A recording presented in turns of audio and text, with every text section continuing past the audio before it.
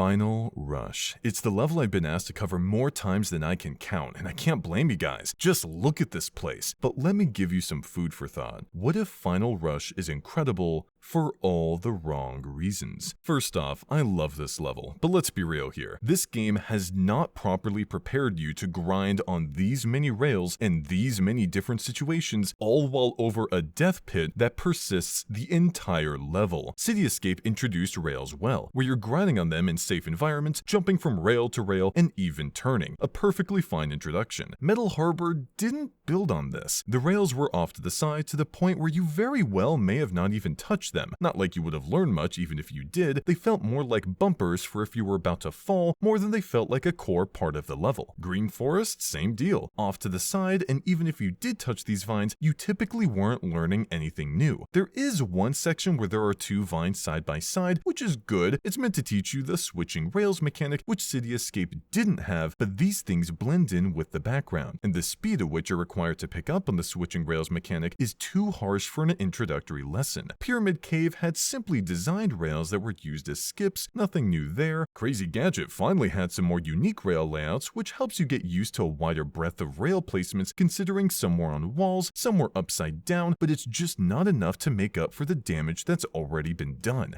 Enter Final Rush. This level should have been a nightmare, and yet it's not. Half of the reason why is because despite what you see on screen right now, Final Rush is not a difficult rail grinding stage for beginners. To prove this, we'll be looking at each section of this stage through the lens of an unskilled player followed by a skilled one, so that you can see how much thought the developers put into how each player will experience this level. Alright, so you're terrible at rail grinding and you're thrown into the scariest opening of a level so far, a bottomless pit. No worries though, you start on a rail by default. Take it slow, nothing crazy. If you don't press anything, then you're safely dropped onto this platform where you can do an easy jump onto the next rail. If you are feeling uncomfortable on even attempting it, there's an Omochao here to reassure you. He even suggests crouching for additional speed. If you do that, or just hopped onto this rail at a high speed with a homing attack, then you'll again get safely dropped off onto another platform. If you didn't do either of those things and just lazily jumped without any more inputs, you'll get transported onto a different rail where you'll, once more, get streamlined onto another platform safely. In scenario 1, you can keep easily taking upcoming rails without worry until you reach this Omochao, and the same goes for scenario 2. This is the end of the first section, and so far, having little to no skill in rail grinding does not result in you meeting your doom. The level's been quite generous with safe zones and even makes you feel pretty cool despite not having much skill at this mechanic, which I feel is important to sprinkle in there for unskilled players and or younger audiences that play the game. This is an approach to game design I feel is often overlooked and may deserve its own video in the future, but I digress. If you find yourself becoming comfortable with rail grinding during this opening, then you have the option to jump off and attack this enemy or that enemy, but the main point here is that the level is not punishing you for playing it safe right now, because, I'll reiterate, Final Rush is not a difficult rail grinding stage for beginners. You select your difficulty in this stage based on how comfortable you are with rail grinding. If you're a skilled player beginning this level, then when you drop onto the rail and see this crazy roller coaster of rails ahead of you, it's pretty clear that grinding is the gimmick. You're given quite a bit of time to decide whether or not you wish to take the easier route going forward or the more difficult routes that lead left and right. And something the game has taught you so far is that if you play it safe, the rewards are few, but if you take risks and prevail, the rewards are plentiful. Knowing this, if you choose left, the risk of failure is clear. A giant red X indicating a dead end into the abyss. React quickly or you perish. A simple jump will automatically send you up the rail and into this safeguard wall so that you won't fly off the stage. It's almost a little cute the way the stage catches you here. And for that rush of adrenaline it puts you through, there's a 1-up just above your head. Good job. The dash panel sends you flying up where you're forced to switch rails in midair, an important skill to keep in mind for later, where you'll get met with a chow box that you would not have found had you played it safe at the beginning. This section ultimately converges back to the main path. The right path presents a similar challenge to the left, but with a safety net in case you fail to react to the dead end. This might seem unfair at first since there was no way to know which of the two rails had the safety net, but I assure you the overall difficulty between these two paths is balanced. You can see it teaches the same vertical grinding lesson with the same 1-up reward. Here you're given a pretty scary homing attack chain, which sets you up for the more difficult homing attack chain here, where you must jump from the rail to hit the item box and then continue to the next rail. Now we can see what's going on here. When it came to reacting to a dead end and jumping to a vertical rail, the left opening rail was more difficult. However, when it came to mid-air rail switching, the right opening rail was more difficult. They also both gave a 1-up too, so ultimately they end up being close to the same bang for your buck. I say close because the left rail has a chow box, but hey, I guess not everything's perfect. Believe it or not, if you're a skilled player and you choose to take the middle rail, there's still something cool for you to do. Remember the trick ramps in City Escape where jumping off them causes Sonic to do a sick trick? These green glowing arrows are similar to those, and if you jump right off of them, or even a little bit after, then Sonic will do a trick and you'll gain enough distance to clear the next rail and land on the next section. Pretty cool. Even if you fail this, you'll still land on the previously mentioned safe platform. The developers knew that throwing this trick rail onto the left or right opening rail would have been a bit much and instead put it where safety was assured. There's some fun light speed dashes you can do here, but let's finally move on from this opener, which I feel had a very nice blend of teaching moments for beginners and tricks for skilled players to pull off. Beginning this next section is an Omo Chow that tells you how to switch between rails. I cannot emphasize this enough. The developers knew that they had not properly taught the player the mechanics of rail grinding. They are aware of this,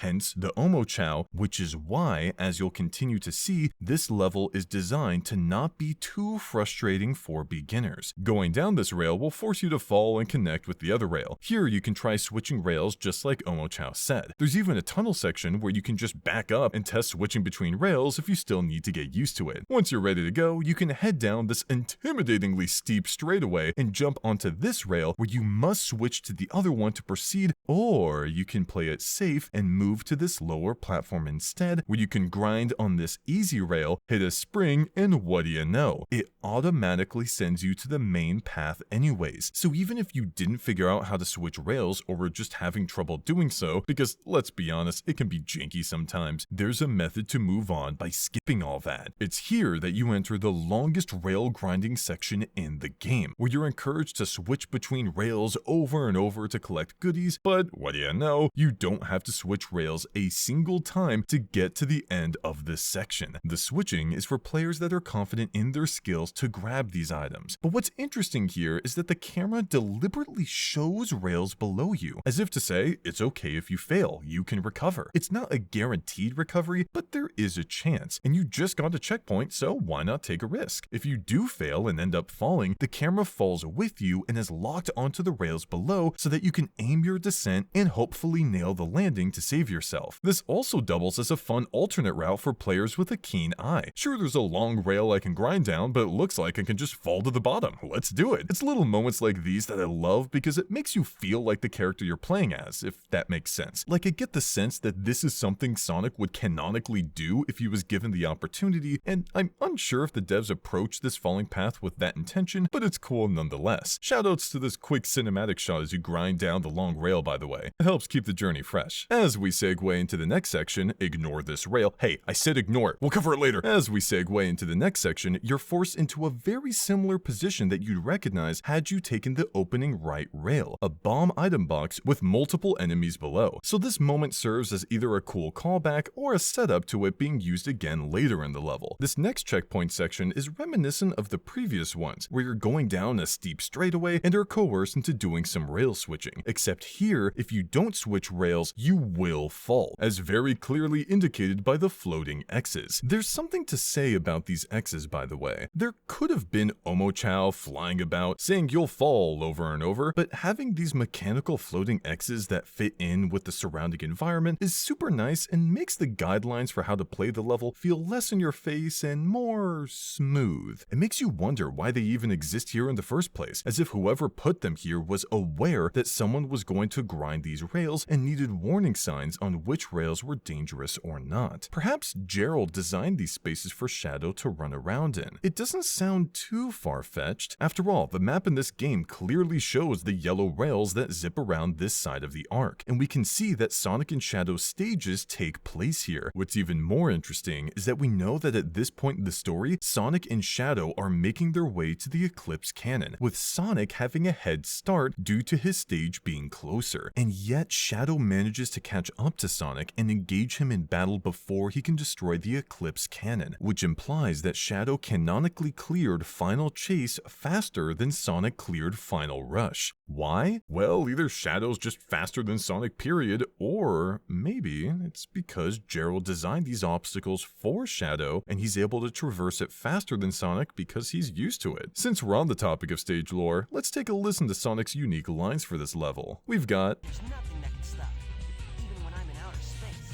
and There's no time to waste. It's about to fire."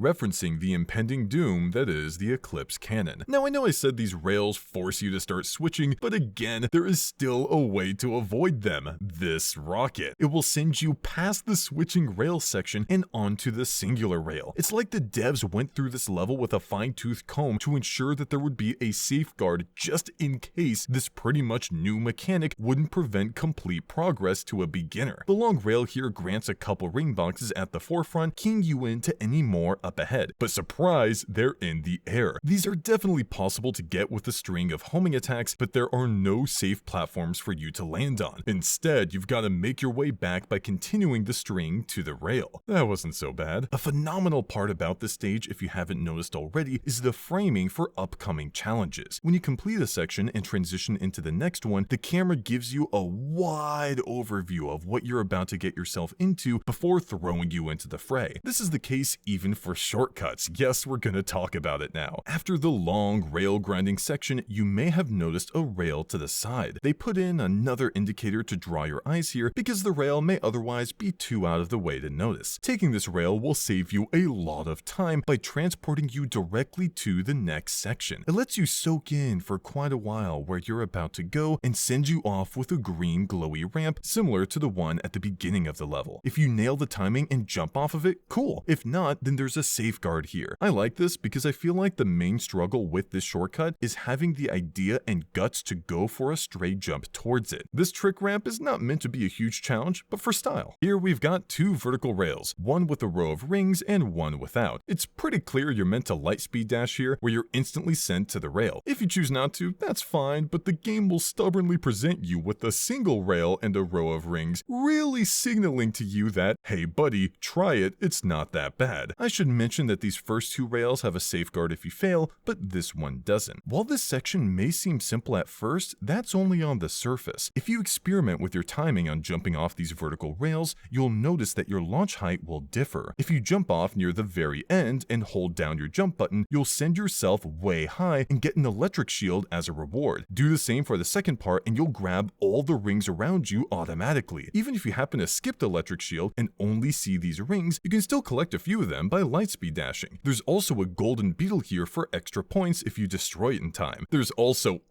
a hidden platform to the right here with a 1-up on it that can be reached if you manage to really send yourself flying off the vertical rail. So while this section may come off as a bit straightforward to some players, to those that experiment more, they'll find 4 separate goodies for learning this new skill, which will pay off greatly in a later section. And now we have finally reached our very first instance in this level where if you are uncomfortable with rail grinding, you must overcome your fear and up your game. No more safeguards and no more skips. The objective? Jump from this rail to the next. That's it. For skilled players, it's a simple jump, but for those that struggle, the first rail will lead them into a spring that restarts them back at the beginning of the rail to try again. This will keep happening over and over and over again until they get the courage to make a leap of faith to the next rail. What may be a small step for some players can be a large one for others. The key here is that it's not obvious to the skilled players that there's a lesson here. Otherwise, they may feel like their hand is being held and become disinterested. Finding clever ways to design a level for players of differing skill levels is impressive to me, and something I respect if that's what the game is going for and pulls off cleanly. We've got some more rail switching shenanigans going on up ahead, nothing much to say there, but here we have a callback to the opening section with 3 rails. Now, if I were to ask you which path is the main route and the most straightforward one, you'd probably say the one that's straight ahead of you, the middle. And you'd be right, or correct, because it's the most intuitive choice and also because that's what the level has established in previous sections. It should also make sense then that if the right path was taken, much like the right path in the beginning of the level, that you've got to put in a bit more work, but you get some goodies out of it. And you do. It eventually leads back to the main route as well. Now, how about the left one? Whoa!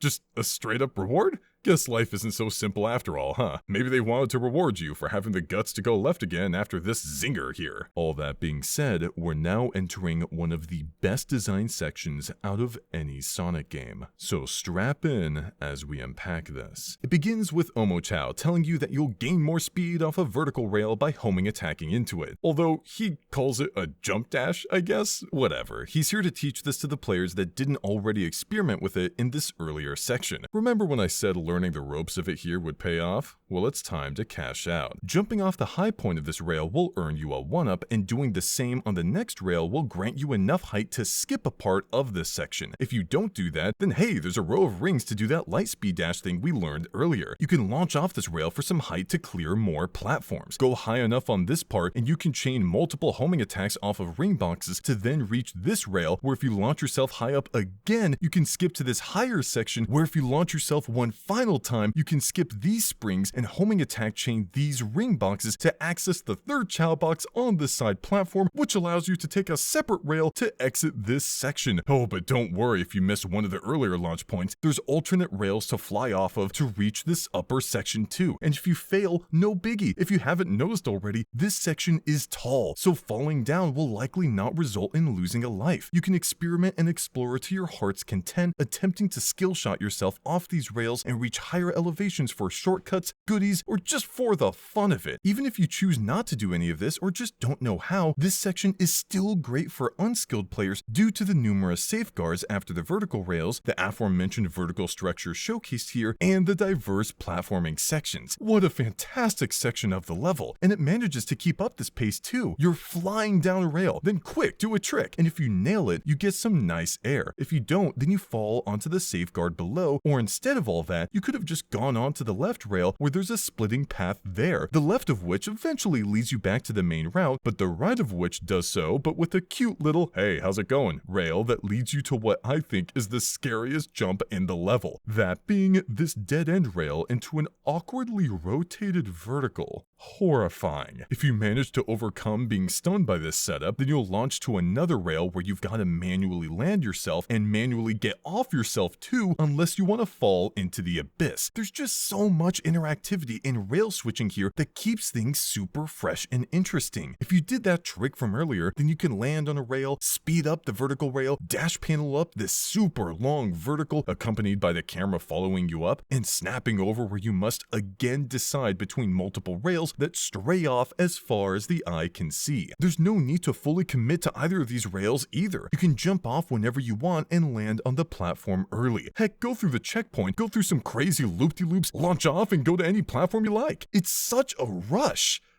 A final rush.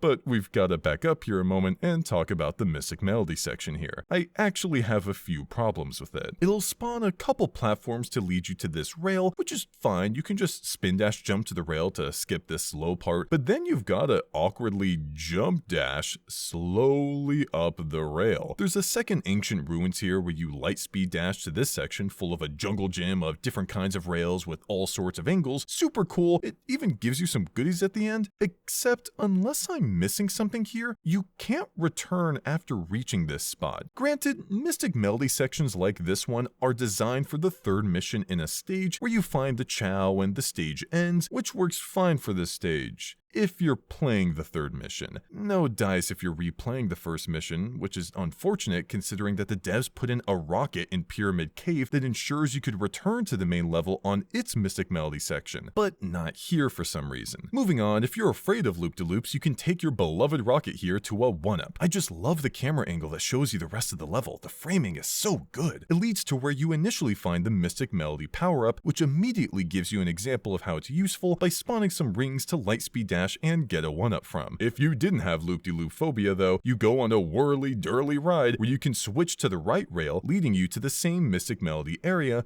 but without the 1-up from before. Likely because ditching the rail and heading towards the rocket is a pretty risky move. Letting yourself go on this roller coaster leads you to these top and bottom platforms that both lead to the same rail here, which zips up and under a long platform with goodies on it. A common theme you've probably noticed with this stage is how the rails kind of function like trains, where you can manually stop at a station wherever you want and then get back on with the journey whenever you please. It's a cool approach to level design here since the pace is dictated by the player. Whereas I would jump off this rail to see what's down here, someone else that doesn't care as much or wants to keep the speed going will stay on the rail. Sections like this one, in terms of what paths you take, even differ when it comes to how fast you're going. For example, if you're crouching on a rail and gaining speed, you'll fly off of it and land onto this platform. Whereas if you're not crouching and going at a moderate pace, you'll have enough time to notice this rail on the left, which you can switch to and take the lower route. This upper section, if you aim your spring jump here well enough, allows you to jump and grind on multiple rails over and over to skip this whole obstacle course below you. The lower section though sends you off to the beginning of this obstacle course with a couple safety springs so you don't fall off. I like this a lot because the kind of person that would be crouching and gaining as much speed as possible on this rail is probably also the kind of person that would love a skip like this, and alternatively, the kind of person that would slow down on this rail and go out of their way to switch to this other one is probably also the kind of person that would prefer exploring more of the level instead of skipping past sections. This way, the devs lead different types of players towards the path that those players would enjoy the most. Imagine if, for a moment, the super speedy approach here ended up having the player miss the skip and go through this whole section, or if the slower, more methodical approach is what led to the speedy skip. It'd feel a little bit backwards. But as we know, sometimes players just aren't that simple. What if it was a coincidence that the player went down to this lower path? What if they wanted to take the skip? Well, with a little ingenuity, they still can. It's just a spin dash jump away to this rail along with a little aiming for their landing. And the speedy player, they don't have to hop along these rails if they don't want to. They can take the dive and see what's down there. These are more so the suggested routes based on these players' playstyles, not fixed routes in this case. This obstacle course is fun to go through on its own, by the way. You could approach it in a straightforward manner by taking these springs and heading down the platforms, but this upper part here is reachable via bouncing, letting you do a mini skip for this section. Both rails drop you off at the same spot with a trick ramp at the end, which I like to think is the stage's cute way of saying both playstyles, speedy and methodical, are cool. One bomb item box later, and a spring up this building meets you with a familiar sight. 3 choices once more, except this time your expectations are totally subverted because no matter which path you pick, you're sent down a fiery slope with flaming debris hurtling towards you at immense speeds. Unlike the truck in City Escape, there are no turns to be had. You're just running and running and running, wondering when the tension's finally going to release. As the colors fade back to blue and you breathe a sigh of relief from that final rush. Yes!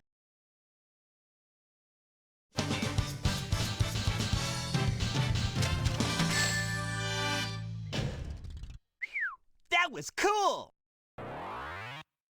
Thanks for watching, thanks so much to the members of this channel, and I'll see you next time. Take care.